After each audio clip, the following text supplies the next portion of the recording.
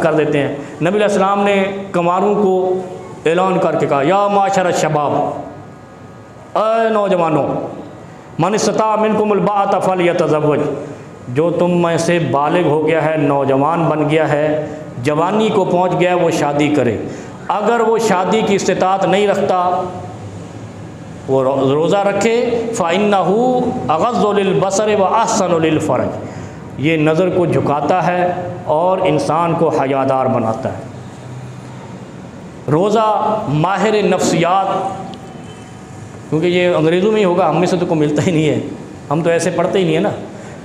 اس نے لکھا ہے کہ روزہ دماغی امراض اور نفسیات کا بہترین علاج ہے۔ نفسیات کیا ہوتی ہے؟ شک کا مریض ہوتے ہیں، شک کے مریضوں کا علاج، اور صوموا تصحوا، یہ نبی علیہ السلام نے فرمایا، روزے رکھا کرو صحت مند رہو گے، اس لیے کہ جسم کے اندر کچھ غدود اور رطوبات ایسی پیدا ہو جاتی ہیں جو انسان کے لیے بیماریوں کا سبب بنتی ہیں۔ جب انسان روزہ رکھتا ہے تو وہ رطوبات خود بخود کمزور پڑ جاتی ہیں۔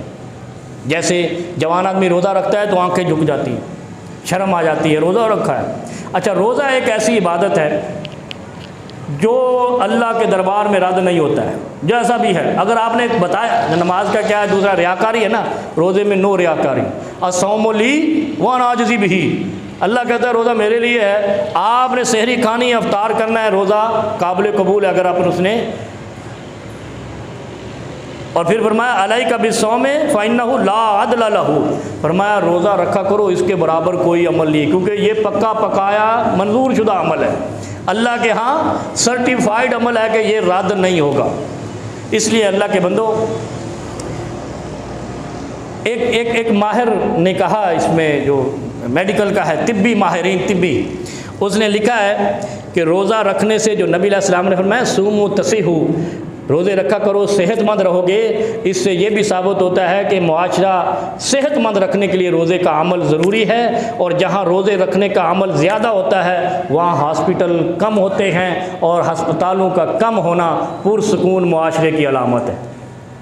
یہ پوری تحریر اس نے لکھی ہے کہ ہسپتالوں کا کم ہونا کسی معاشرے کے پرسکون ہونے کا علامت ہے۔ اس لیے روزہ رکھنے میں صحت بھی ہے، بیماریوں سے نجات بھی ہے، دماغی امراض اور شکوک کی بیماری سے بھی علاج۔ آپ نے دیکھا ہوگا اکثر لوگ شک کے مریض وضو ہی کری جاتے ہیں، بیٹھے آدھی نماز نکل جاتی ہے، وضو مکمل نہیں ہوتا، ہر چیز میں کیڑے نکال رہے، وہی ایسے ہو گیا، یہ ایسے ہو، یہ شک کے امراض ہے، ان کا علاج روزہ ہے۔